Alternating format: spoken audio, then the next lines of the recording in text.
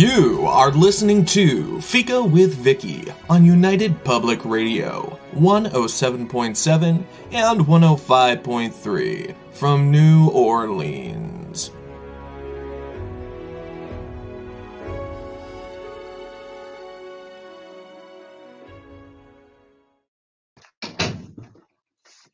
Hello, everyone, and welcome to Fika. Our guest today is Brian Greiner. And I started early again. I didn't mean to. It was an accident. Brian has run away. I read the clock wrong. I read the clock wrong. So we're just going to sit here and wait until it is time to start the show, Brian. And we'll start it officially. At 1. But at 1. So, okay. So we're on the air now? One person watching. We are on the air now. Oh, okay. Brian, well, because that's why I stepped away for a minute. Because, you slipped away. And why don't you say stop, Vicky? Stop. I can't believe this. Okay. So there's 2 people out there watching now. And if you just came in, this is Brian Greiner, the author that we're having today. And I started accidentally early. It's a thing that happens. This is twice that it happened.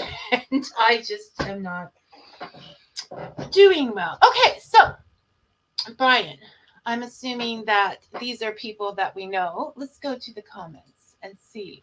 They're not making any comments. So, I don't even know. I don't want to start yet. Hey, Ryan, watched anything good on television lately? Read any good books? Fixed a good kitchen sink? You fixed a good... Yes, Ryan was telling me the tales of his kitchen sink fixing this morning, and I was telling him the tales of my washing machine sorrows. And that is what happens in the real life of people who do radio shows and podcasts and people who write books. They have plumbing problems. Life happens. To it. Life happens. Yep. So, oh my goodness. So we did the plumbing part, and we discussed Brian's wonderful decorating of his lair. It doesn't, there's been a few additions since I saw it last. Brian, do you want to tell us about what are the names of your creatures behind you? Well, the gargoyle is called Gar.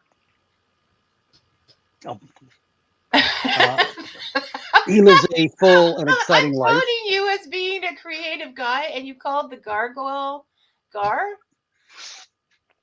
That's what he told me his name was.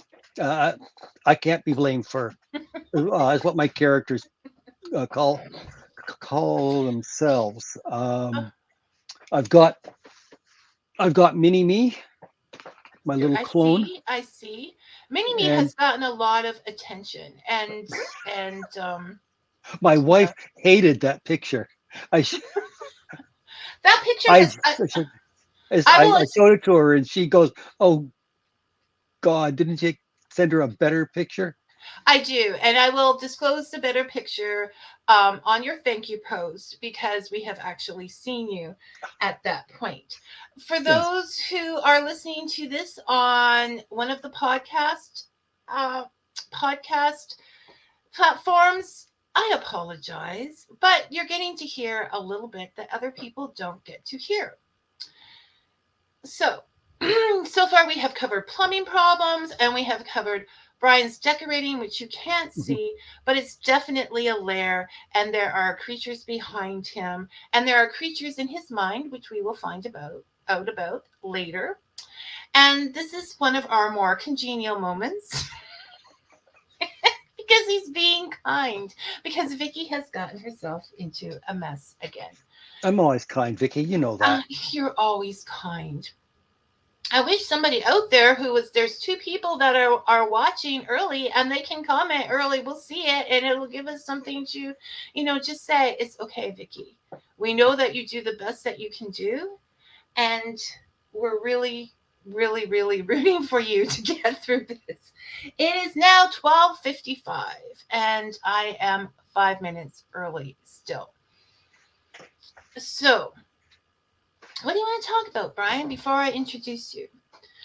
Um, Something that the other people don't get to hear, like oh, they don't get to hear. something for the early guys, the podcast people, Well, well, all those people. one thing I've been thinking about more is how to keep notes. Um, I was chatting with my vet about that actually when I took Eddie in for a shot on Tuesday, and which was interesting because I haven't actually talked to the vet for like 3 years because of COVID. This is the first time that we've been allowed, or the owners have been allowed in with the animal. Oh, that's Up to kind of this, sad. yeah, yeah. So I had given a handful of my calendars out. I don't know if you want to talk about the calendars now, but I made up some calendars. It's with various pictures, um, like this, Yep, I was going to show. I was and going to I show mine. and I sent I did one ask to you. Vicky even before she had her podcast, so it wasn't a bribe. But one thing that I did It is might I have worked. added um, a little PR thing on the back cover showing all of my books. Anyway, my vet thanked me for the calendar. She said it was hanging up at home, and she was looking at the back, and she never realized that I was an author. And it turns out she is a great reader and will read just about anything. So may or may not buy some of my books. Um, I think the lesson there is mention you're an author to everyone.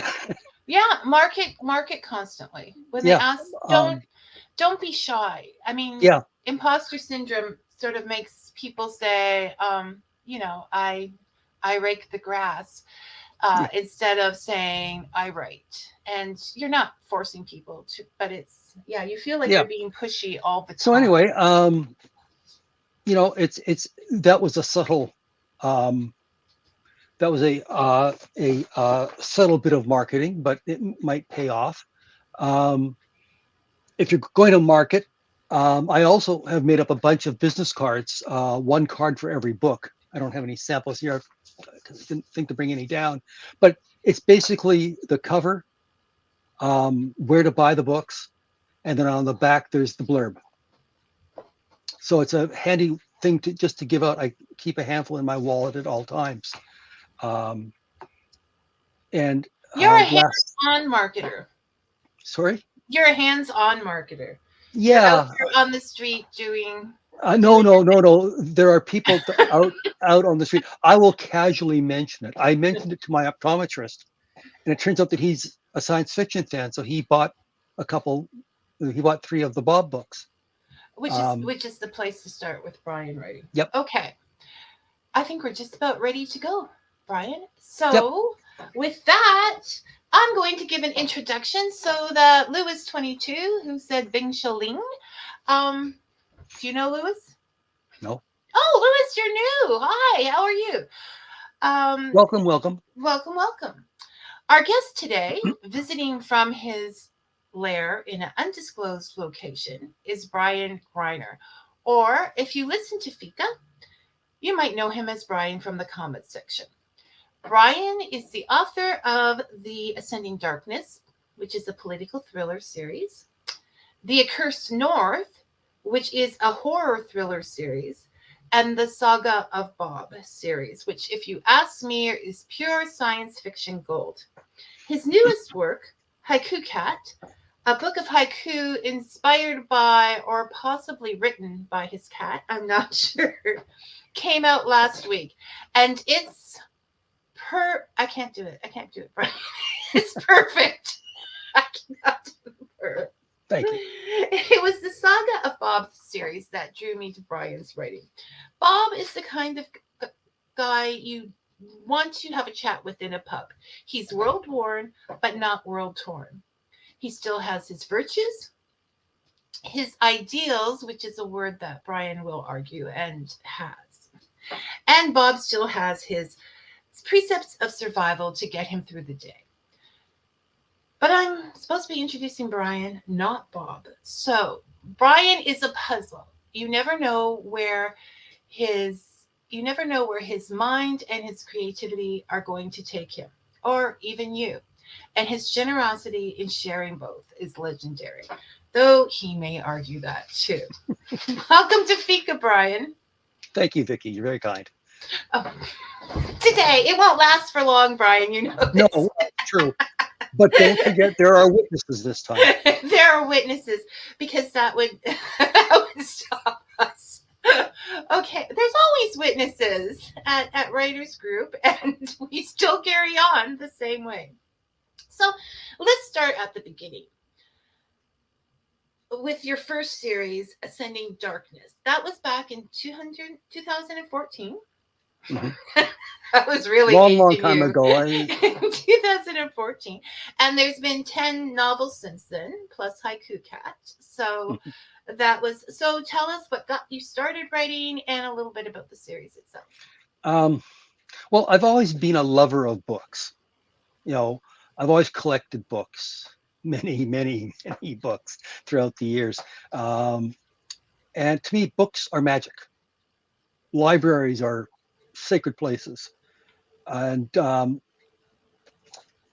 but writing always seemed like something for a special elite.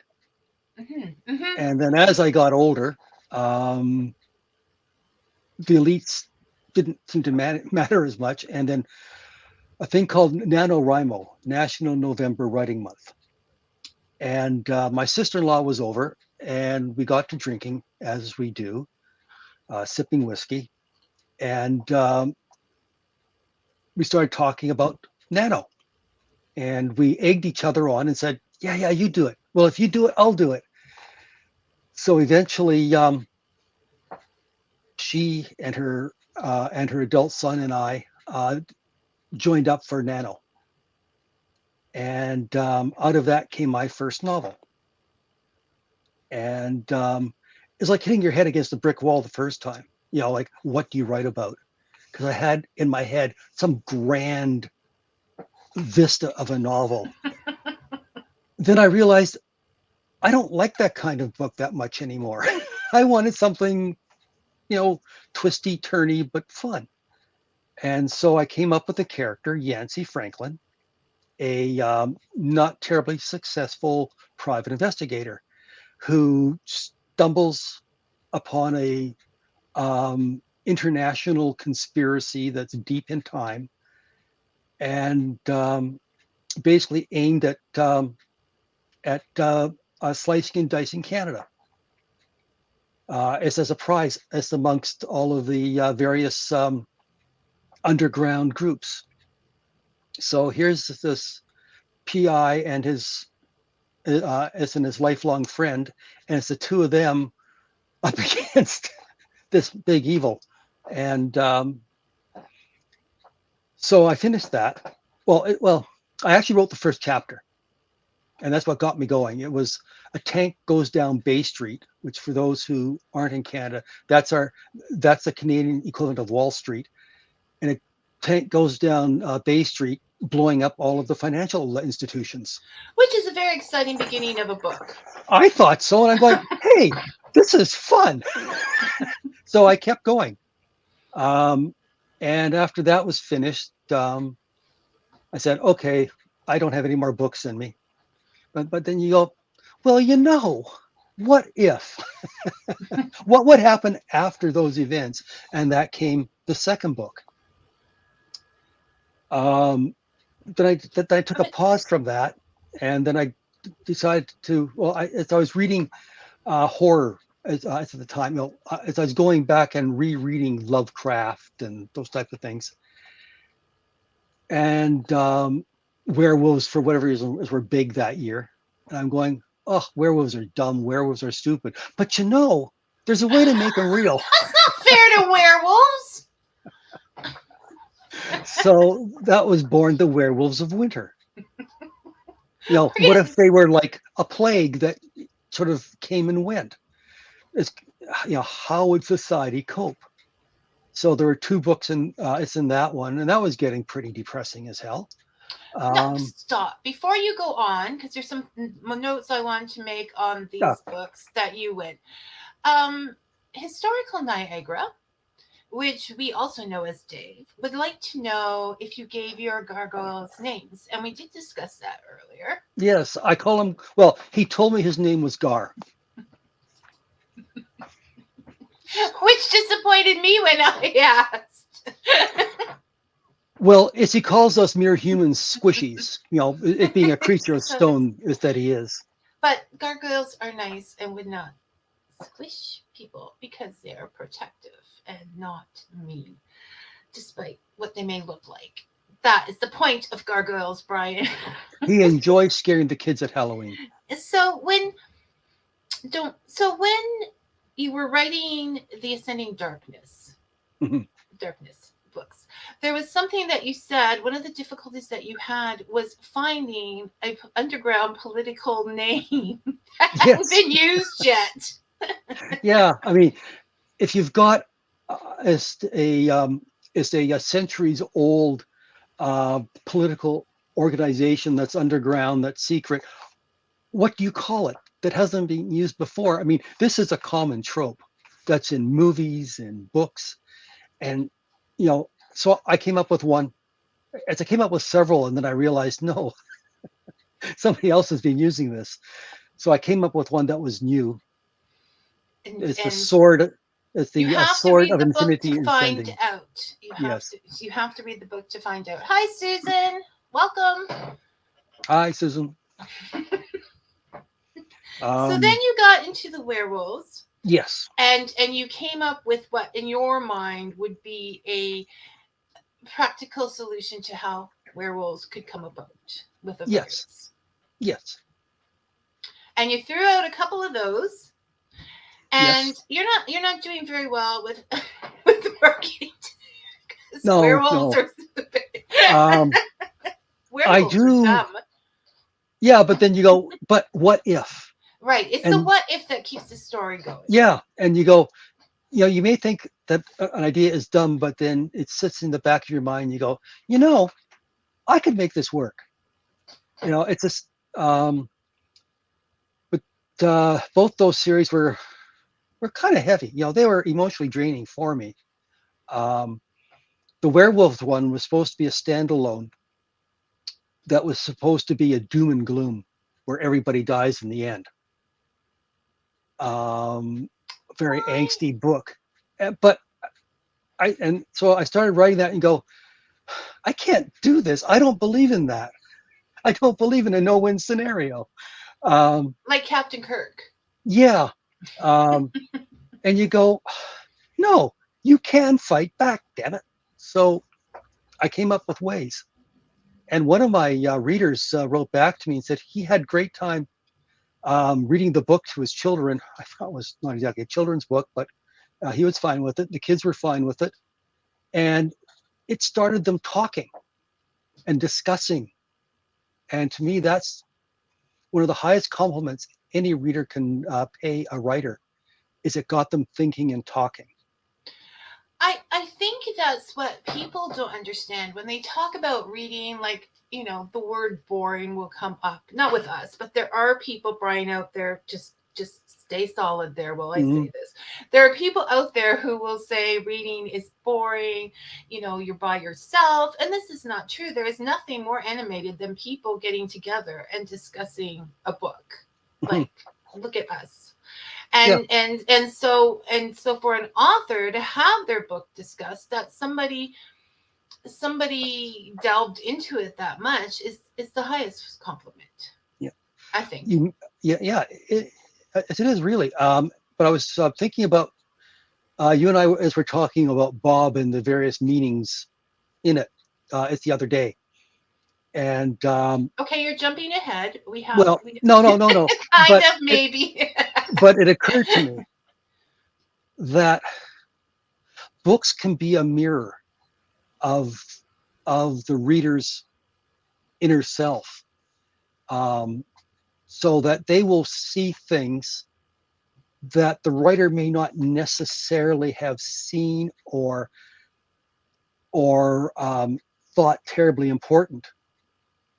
But that's the joy of being a writer, is you discover things about yourself and your thinking, but then it's also how people view it from their own perspectives. And that's I wouldn't say it's a slap across the head, but it's A really, wake up call? yeah, well, it kind of set me back on my heels going, really? And when you think about it, they're paying you a compliment. I must set you back on your heels a lot, Brian. Yeah, yeah, but I've learned to take that with as with a grain of salt. But um, but it's really nifty. It's one of the It's nicest parts of being a writer, is to hear feedback from people.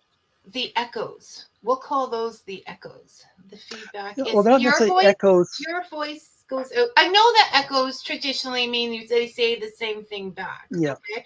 But we'll just pretend it doesn't. Just for this, Brian, give me this, okay? And we'll say you spoke out into the world and the world sent you back an echo. But yeah. it was from their perspective. It is because Whispers in the darkness. whispers in the darkness. Okay, we'll be dramatic. The whispers in the darkness. But what if it's daytime? So before we get into this Bob discussion, which is going to be big, um, do you want to tell us a little bit about Bob? Like Yeah, tell the audience a little bit about Bob, and the then I'll tell you with the real Bob. yeah, exactly. Um, as from a reader's point of view. From my point of view, the first two series were kind of heavy, dark. I needed something lighter. The politics at the time were dire. Trump had just been elected. Um, I know I'm not supposed to say things like that. No, Sorry, no, no. Go ahead, Brian. We're in. we're in it. But I'm already in trouble. I was 10 minutes early. things were darkness, so I wanted something light. I'm uh, I'm an old guy, as I'm 70 years old, and I've been reading since I was like 5. And I grew up with the old style science fiction, the adventures where the line between science fiction and fantasy didn't really exist. It was about the story, it was about the plot, and having fun. Sure, there were message stories, uh, lots of them, but there are a lot of them that were just for fun. They touched on issues, but they carried you along and made you forget the world. And that's what I tried to do with Bob. Whether I've succeeded or not, well, I will leave that up to the readers. But it's been a lot of fun for me. Um, it's forced me to think more deeply in terms of not just plot but meaning, um, voice and structure. Um, it it was the means by which I experimented with different writing tools and different writing processes. Um, which, as every writer knows, that's a great way to procrastinate from the actual business of writing. Um, but it's a lot of fun, and I tried to put that into Bob. Although bad things happen, as you said, um, Bob rises above, and he tries to bring everyone else above it as well. So Yes, he's not just in it for himself. you're trying to get all your words in before I get started, Brian. That's what you're trying to do. Don't listen to these people. Well, you've had a lot of time to perfect things with Bob because Bob is up to book 5, Yes. and they're not little people. They're not little people. They're little people inside the books, but they're not little books people. Okay, there are. I started reading Bob number 5 because I wanted to read it right before the show, and I didn't estimate my time, so I haven't quite finished Bob number 5 for this show. So I was looking up because I'm like, this is a lot of entertainment. One of the great things about indie writers is that their books tend to price their books lower, knowing that they're not published books, and people are taking a chance on them. And so you can get all 5 books with the set and the last book for $14 on Amazon American. Yeah, I did do a compilation of books 1 through 4. And that was $9.99. Yes. So. And then this new book is $4. $4 American. Right. $5 So Canadian. $14 American.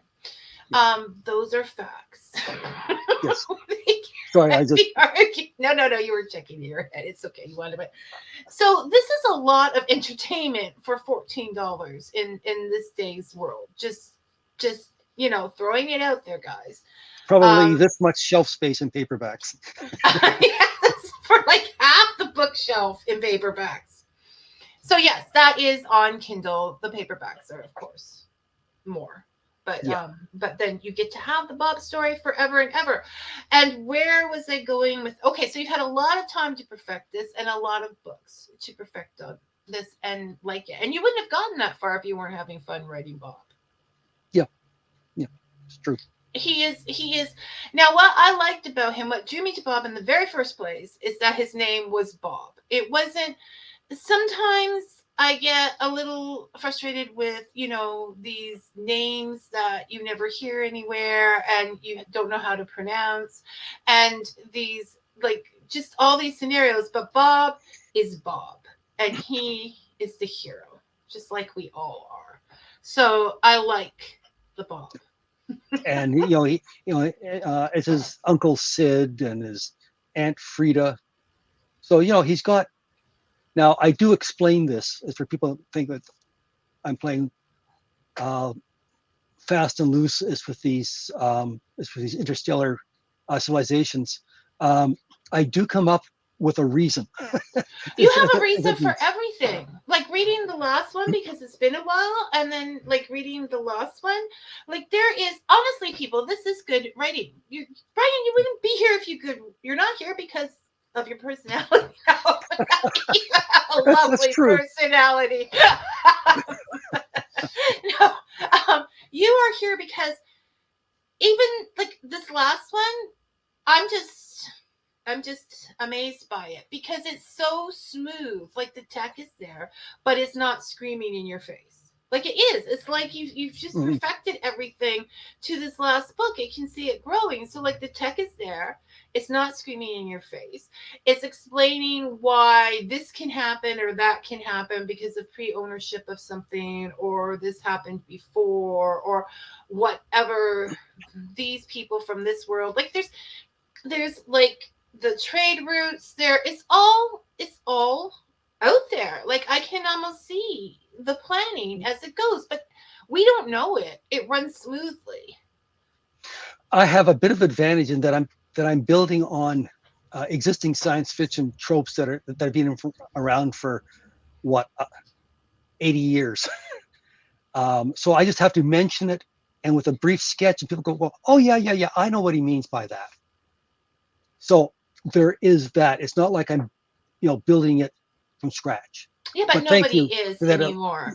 It's all been done. What you need to do is take your original voice and your original thoughts and make it your own. And you did. Yeah. Thank you. Yes. So that is the thing. Now we are going to come back. So that's what Bob is. And Bob grows, just to let you know, Bob grows through this series, through all of these things, until at the end, like all of us, he's got almost grown children and a wife, and they have complications, and that's it. I'm not giving spoilers, but that's a normal life. So I don't think that's a spoiler. So now we get to the discussion, Brian. The other thing that I think people should be aware of is that in the first 2 books, Bob has powers almost like a god. His civilization has augmented the human form tremendously.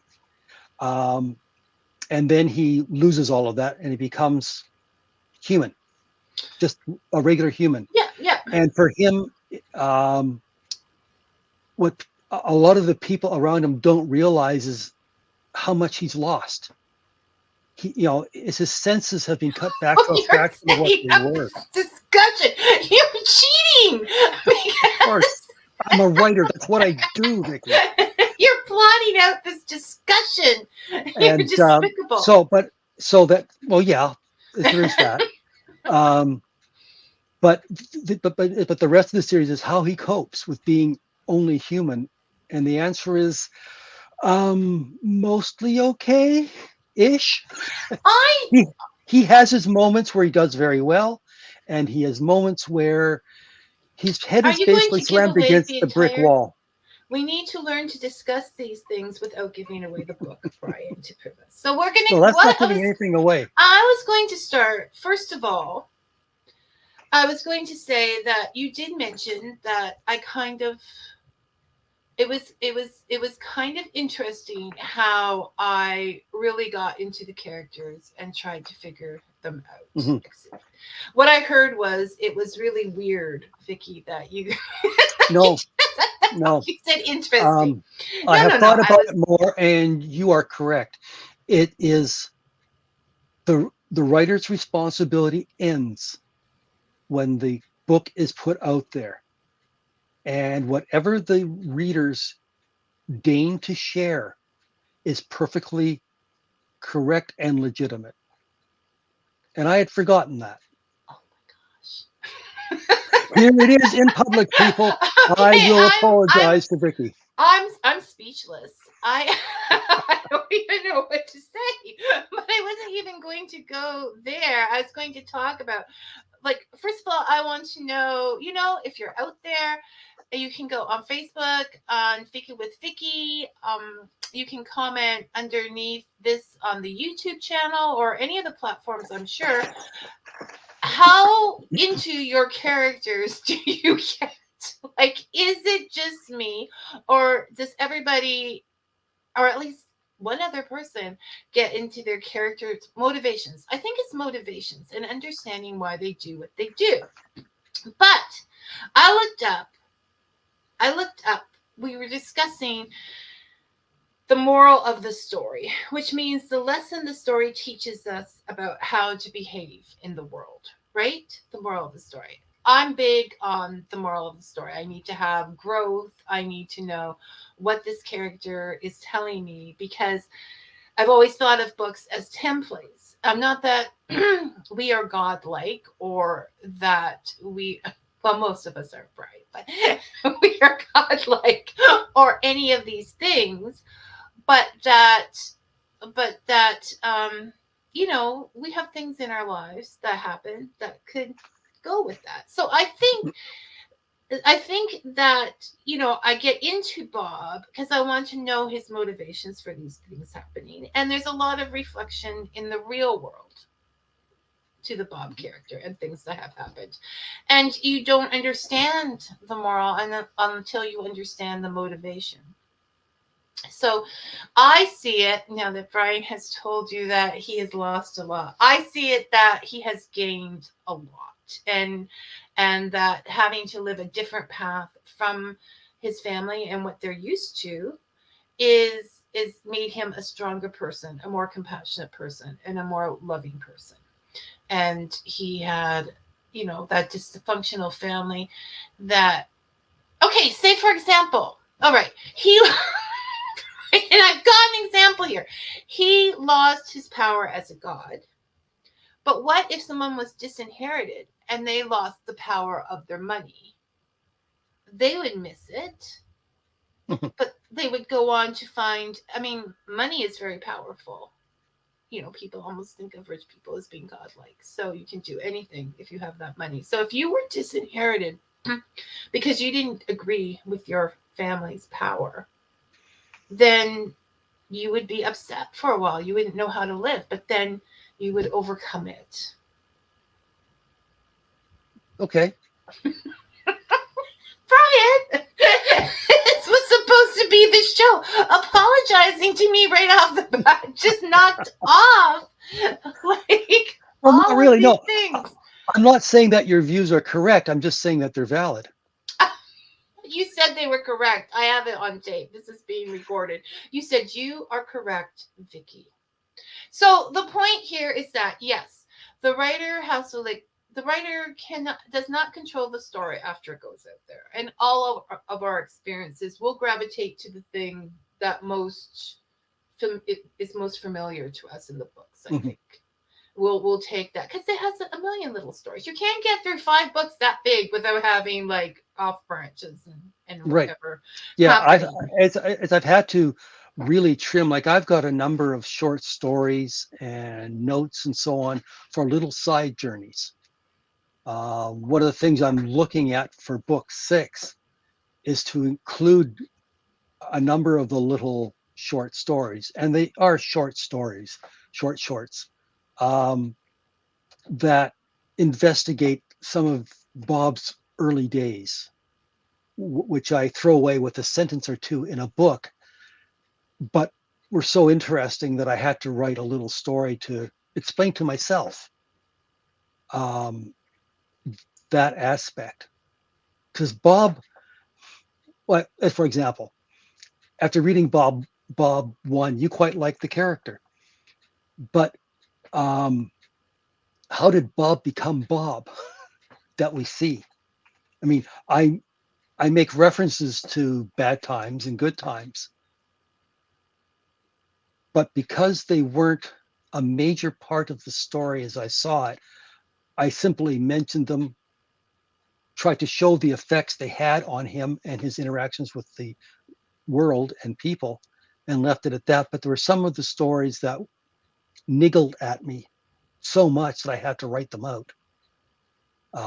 Like, imagine what Bob would be like as a child. No, For but people that haven't read the stories, he is he's a very annoying man you sometimes. He's can't. very headstrong. So He, can you imagine something like that being a child? but you he but he has to be. I mean, we all have to be headstrong from time to time, Brian. You're being Yes, too judgmental. Um, I'm a writer. no, you have, and this is what I think when you do that, when you say, okay, what was he like for a child? Even if that backstory, which you said is okay, book 6, Brian has said is the last book in this series, Yep. and we don't know when it's coming out yet. Um, but it's there and it's being worked on. Okay, and you have a lot of time to read books 1 to 5, and you're going to need. Okay, Brian. See if you agree with this. All of the backstory, whether it turns out up in the book or not, contributes to the book Oh, because it yes. helps you to solidify the motivation of the character. Yes. But what you're saying is book 6 is going to be the finale book, and it's going to sort of cap off all the little stories and niches It that people caps may off have. the major arc as I saw it. Bob started out as a one-time standalone book. And then I realized, well, what if? And that what if niggle was very strong. If it's a case of, I wonder what would happen if, oh, well. But if you go, you know, and hence expanded to the second book, and where he loses his powers at the end of book 2. That's not going to spoil anything because we've already mentioned that. But I said, okay, well, what would someone like Bob, who's used to being almost a god, going anywhere he wants, doing anything he wants to do, answering to no one, how would someone like that handle being only human? More importantly, how would his enemies handle what they would now see as easy prey? Um, but Bob, being Bob, um, overcomes. One of my readers latched on to the Bob as a cripple among his kind theme, and that resonated with her as very strongly. And the idea of family resonated with you. Um, so I think there's a lot of different resonance points, if you will, within the series, as in all of them. But book 4 ended with Bob being married with children. Yes, okay. And book 5 came out because I started thinking, what sort of parent would Bob be? Because don't forget, he's close to 1,000 years old. He's had a lot of training, a lot of experience, a lot of bad things happen in his life. He has no conception of how to be a proper parent. And he doesn't Uh, even know the Baby Shark song. No, exactly. I think the older you get, the more difficult. I'm not saying people don't make good parents when they're older. I mean, that's not what I'm saying. I'm saying the more difficult it is to be innocent about the whole thing. You've seen things happen. You know Mm. what can happen, and so that is on your mind always. You know, you can't close Hmm. your eyes like when you're in your when you're younger. And you do get a little further away from that the younger lifestyle. Mm. Not that Baby Shark. I guess Baby Shark is a lifestyle, but and I don't even know if Baby Shark is in anymore because I don't have little ones. But you get away from all of those things. So it can either be a joy and you return to that or whatever. But we Hmm. won't discuss what Bob does because we want people to read the book. Honestly, I'm going to give you guys a class on how to discuss without giving too much information. Oh, I see that Susan has asked a question. Oh, you're waiting for me to read it. You Okay, could have well, read it. okay. Is will No, book no. 6 Now I'm be? putting it. Now I'm All reading it. right. Will book 6 be integral or an anthology? And you did not make that clear. No, it'll either be a great big honkin' novel, is like book 5 was, or um, a big novel and a handful of short stories. Okay. But it'll all be canon. But the short stories are short stories. They're like 1,000 words, 1,500 words. Um, they will be canon. They will expand upon aspects of Bob's personality. You know what? You know what? Because I need to have more people to discuss this book with. So on the air, I'm going to make a commitment. If enough people read this book and contact me, I will have an online book club, and Brian will come and we'll hear all the perspectives on on Bob. But I don't foresee that happening for like a year because there's like 5 big books to read before we can do Read faster, read faster. it. So go out there and get those Bob books. Because so I'm going to add. Okay, so if it's One thing more I of a will add about it's about the Bob series. Um, in my formative years, many decades ago, there was a thing called the Ace Double, and that was put up by a company called Ace, and it was a pair of books. They were a paperback and two complete novels. Probably we'd call them novelettes now. Um, and a lot of now famous authors got their start in that. There are also a lot of hacks. I'm not going to lie, but for the most part, they were fun, no. and that was what I am aiming for with Bob. Something of the better quality Ace doubles.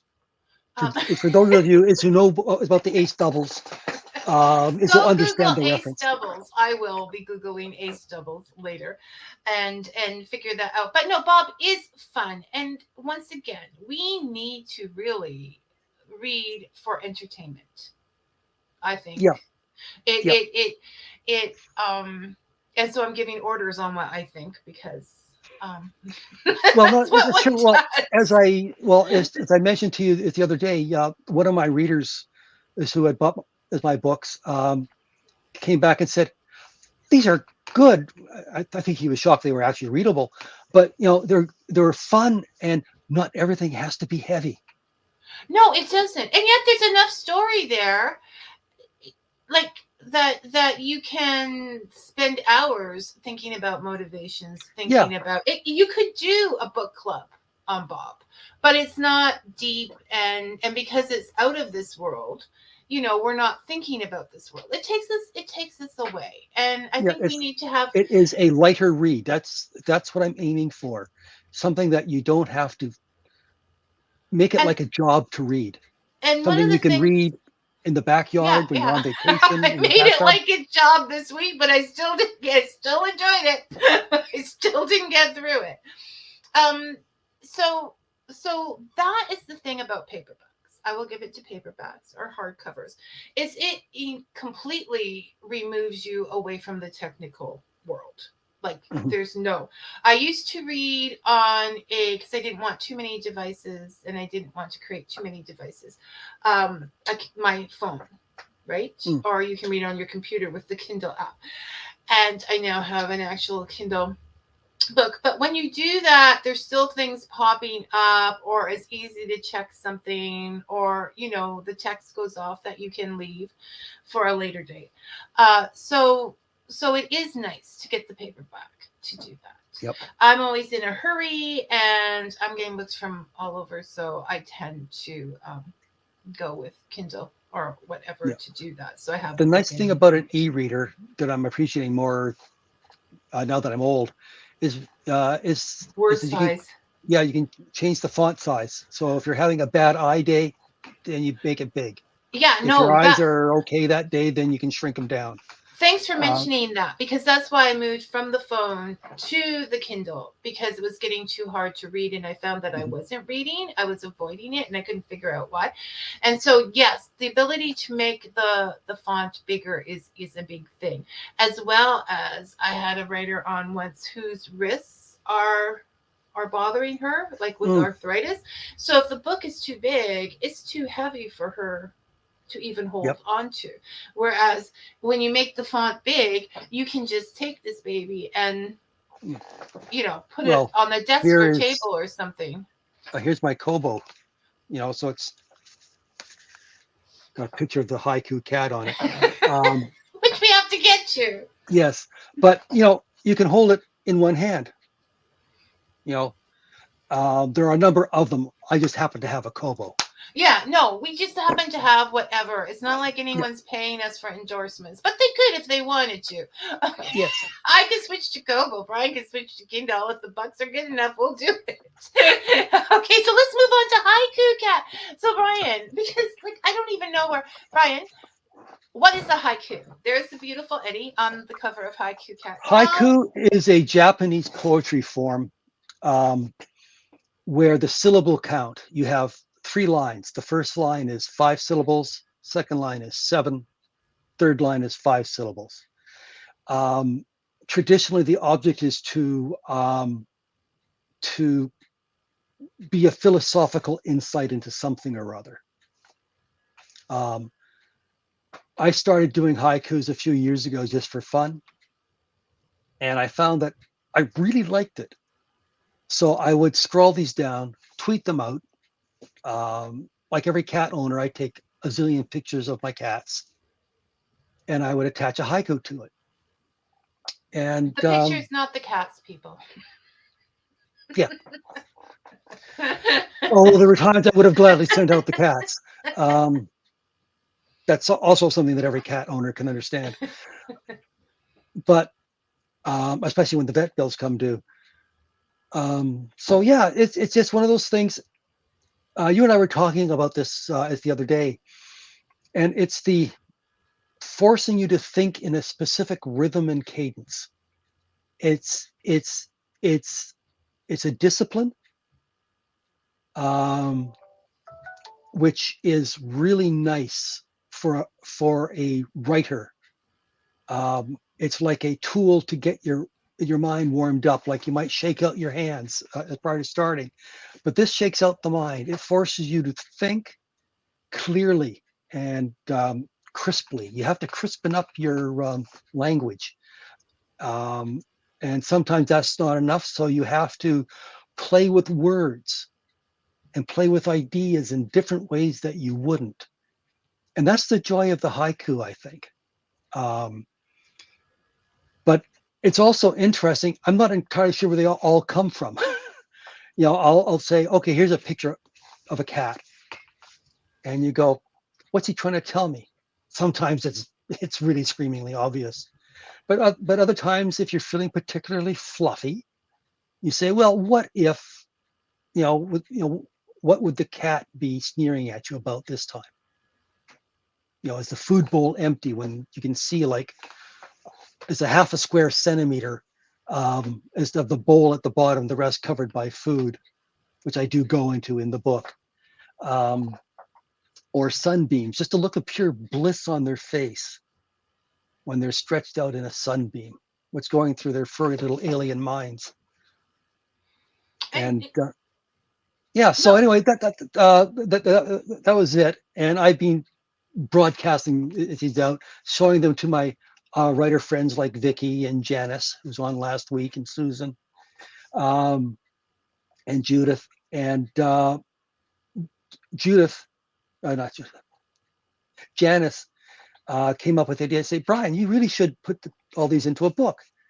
And Vicky, bless your heart, decided that would be a good thing. And when Vicky decides something is a good thing, she will hammer away at you until it gets done. Okay, how can you beat the name Haiku Cat? Like, that is a marketing. Like, that is just no.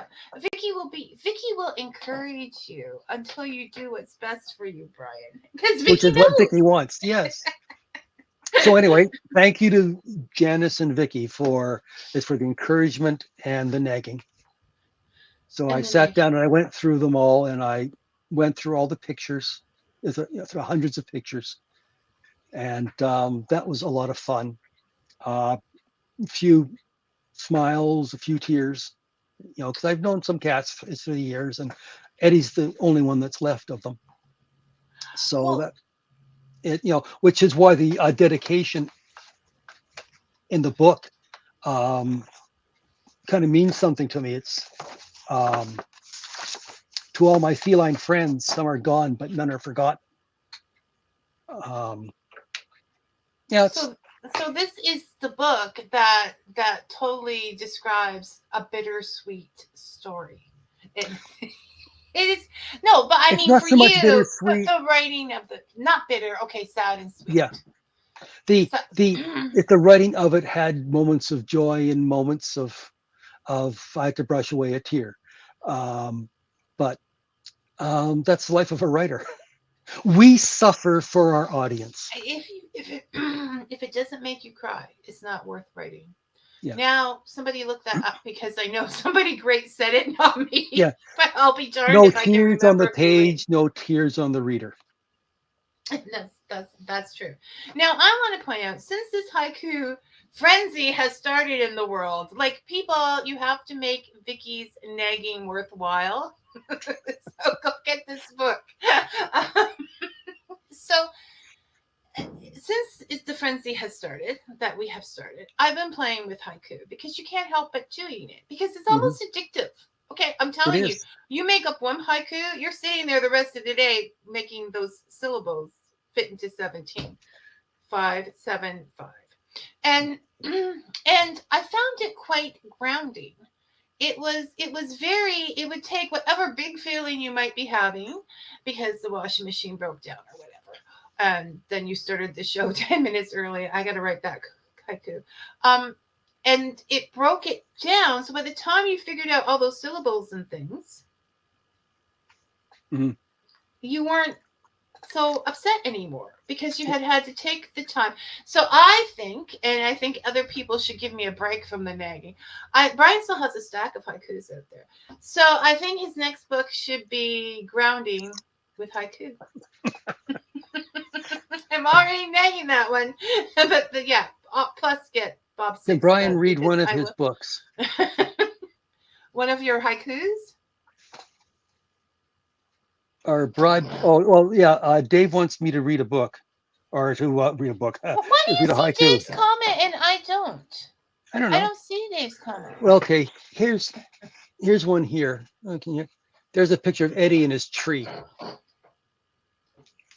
The associated haiku: furry cat, like a cloud, floats above mere mortal staff, aloof and perfect. And there you Here's go. here's one that I must share. Here's Eddie laying on his side, looking cute. Shelter cats are best, like diamonds in the rough, some more than others. Which is true. All of Which my is cats true. have been shelter cats, so I'm a big fan of shelter I cats. think it's the only way. I think it's the only way to go with pets. So that's always been my life philosophy. Do you have other questions on there from people that I haven't Yes, seen? from Stick to the Story and Media Productions, are are Bribes books available online or hard copy only or both? I'm not sure what he means by Oh, that. okay, okay. He means, can you get your books in stores, or are they just online purchases? Oh, that the reality of it is probably online is your best bet.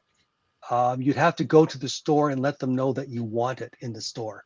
Otherwise, indie authors don't get in stores. They're not big. They're not big on indie authors. I Yeah, mean, no, pretty much you're no. going to get indie authors in there because the fact is they to print that many books and to put them in all different stores and keep track of them and gather them up is a lot. Is a Yeah. lot. You're do it yourselfers, but that goes too far. So yes, you can get it The in other paperback. issue is about paperbacks is that I get them done through KDP, Amazon, which is a print on demand service. And other companies, other booksellers don't like to sell books produced by Amazon. Yeah, it's It's amazing how many different um, places have you like can do it. jealousies like that. Yeah. But Well, but it's not you just but that, but you you the can do it. purchaser, Brian, Yeah. Sorry. Go ahead. purchaser can get the purchaser themselves can get us a paperback on Amazon, Kobo, Barnes and Nobles, all of them. You're on all Yeah. of them, right? Yeah. So Yeah. if you go to any of them, you will find just put in Brian Greiner, Haiku Cat, or whatever, and you will find them there. Because Brian, we have 10 minutes left. 12. Yes. Okay. So when we talk, I don't even know what we can talk about in 10 minutes, but you just go off on the fact that I'm supposed to be keeping my hands still. So here we go. You go on that indie authors are the do-it-yourselfers of writing. Hmm. There are a million things that have to be done to get that book up online, to get that book to the distributors, to get that book after the writing. It doesn't stop with the writing. Hmm. So I know that you actually went when I talk about you don't know where his brain's going to go. Brian actually narrated a book for Yes. for Bob won. Bob One. Yeah. Bob One. He narrated Ancestors and himself descendants. for as an audiobook, and you can also get that as well. But that there are steps there that people don't even understand. Oh yeah, it was. I'm a guy that likes to tinker, so to find something new that I haven't tinkered with is fun. You know, the first the first indication that this is going to go badly wrong is I think to myself, how hard can it be? And that's Those like are the fatal words, are they they? are the people. I should know better, but I'm only a man, um, and I'm used to running straight into brick walls, and I do that, and it's fun. um, but it's a very nerdy process, um, but it's rewarding in many ways, and you can get totally sick of your book, and it's in all new ways. It's by the end of the process. Which is why Um, you're more critical of Bob than I am. yeah, I think I've sold 3 of the audiobooks. There's very little. One of the things I dislike about the audiobook process is you tend to be limited in the price you can set for it, more so than books, and it's bad enough with books. Um, so I think it's a bit pricey, but what do I know? It's it's like the paperbacks. Um, I said it, whatever form people buy my books, I get the same royalty. is within a few pennies. I don't ask for much, but I ask for some. No, all the indie authors I know are very generous with their prices to customers, and so, but they don't have control over No. that, and they don't, and they do. The thing is with indie writing, and we'll get into this more with different people later on, and I'm going to have Brian back because he is the king of the do-it-yourselfers when it comes to writing, and uh, it's we're running out. But I know there's 9 minutes left, but that's not very much when you're talking to Brian. No. So, so oh no, he came over Uh, to the other one.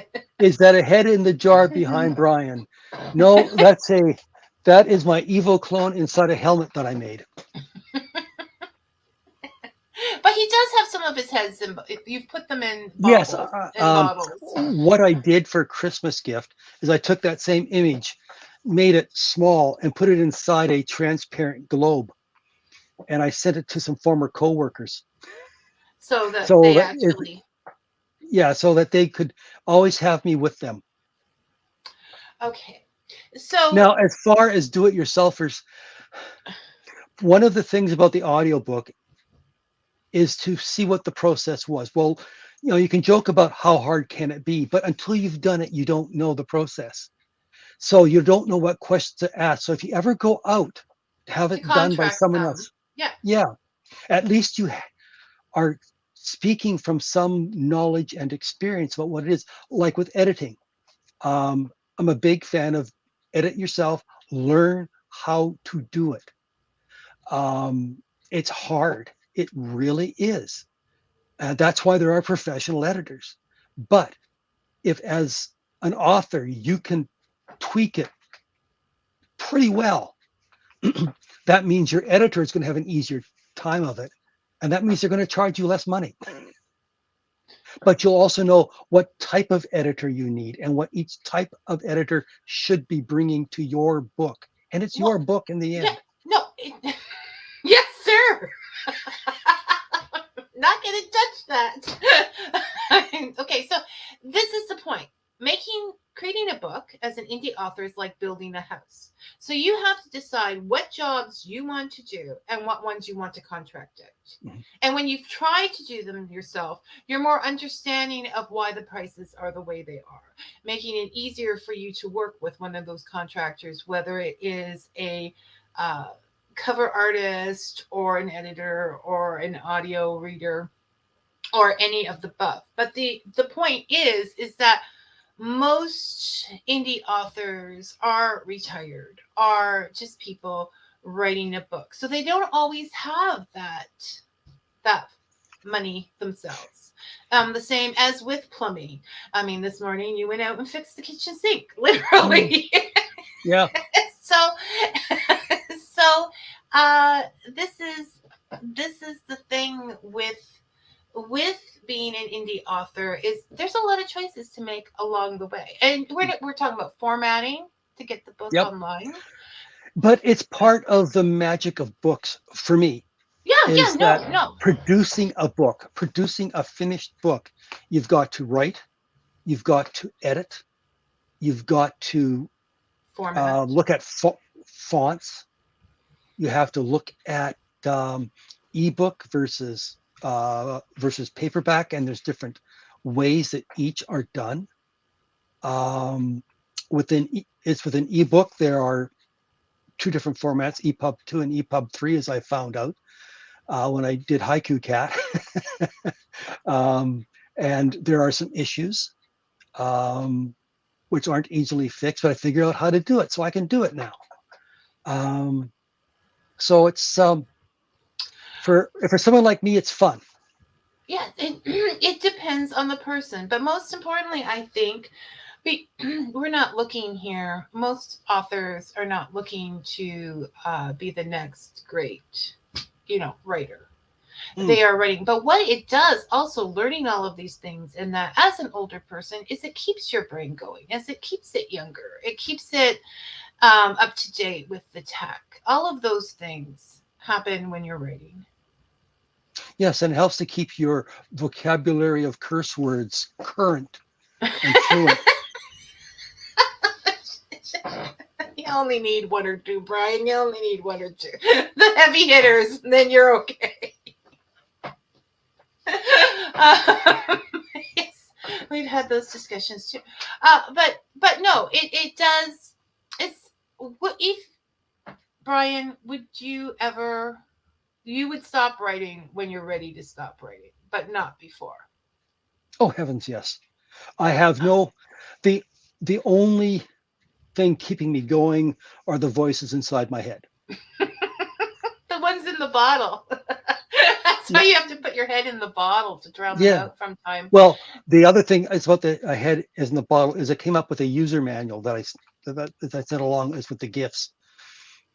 And I said that, part of the thing was to create a psychic link between it's a BRIAN, which was the head in the bottle, and the original Brian is for people to send the original Brian whiskey is to help keep the psychic link going.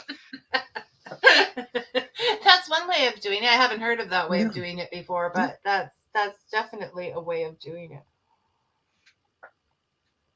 Okay, Brian. This has been fun. Well, we still have 2 minutes. We still have 2 minutes, and I have to do my ending. But this 2 minutes is so hard because we can't introduce a new conversation. Our Brian in the bottle has come down to sharing whiskey for psychic connections. So I'm not sure there's much more we can do with that. I did. Okay. You know what? I did. Stay active, stay curious, and write. Even if you've never written before, I encourage everyone to try it. Well, it gets a lot out there, and then it's not stuck inside you. So then that can Yeah. open up your mind for new things. And like we said, writing haikus is grounding. Any kind of Mhm. writing is grounding, and it brings the problems of the day to a shore. It gives you a place to go, something you can say to people when they're annoying you with plans you don't want to attend. I'm sorry, I have to write. Mhm. Right? I have to get Bob out there. The readers are bugging me. Vicky is nagging me. Janice is nagging me. Everybody's nagging. Be careful what you ask for. So, you want book sales? We'll give you book sales. I now want to see Haiku Cat on t-shirts, mugs, and many other things. Like, I was thinking like ramen noodles, and each one could have a little different haiku on it, like the different flavors, like the celestial teas. I actually have put pictures of cats onto mugs. So, and you have a lot of pictures of cats because you've had a lot of cats. Yeah. So next time we talk, we're going to get into public domain. We're going to stay more focused, Brian. And you're not going to throw off my arguments by telling me I'm correct before the show even starts. And we will start on time. I That was a very apologize Bob for that. tactic. That's a very Bob tactic. Yes, but somehow I like him. I like you, Brian. So I'm gonna say thank you, Brian. I'm gonna see you in a couple minutes at Writers Group anyway. Yep. So I won't really say goodbye, but thank you for coming, and we'll have to do this again. It was Yes. Yeah, it was fun. fun. Okay. Take care. Bye, everyone. Okay. Next week, Brian is always fun. Next week, our guest is going to be Mark Ryan. Mark is a actor, author, singer, and action director. He's been Mr. Gaze on the Stars Black Sails, which I love because it's pirates. Nazir on the Robin of Sherwood series. It was a British series. And the voice of more than just one Transformer. His biography, Hold Fast, a Hollywood pirate tale, is more fantastical than fiction, and his Wildwood Tarot is my go-to deck and has been for a while.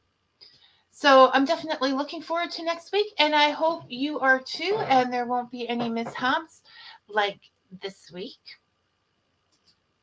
But till then,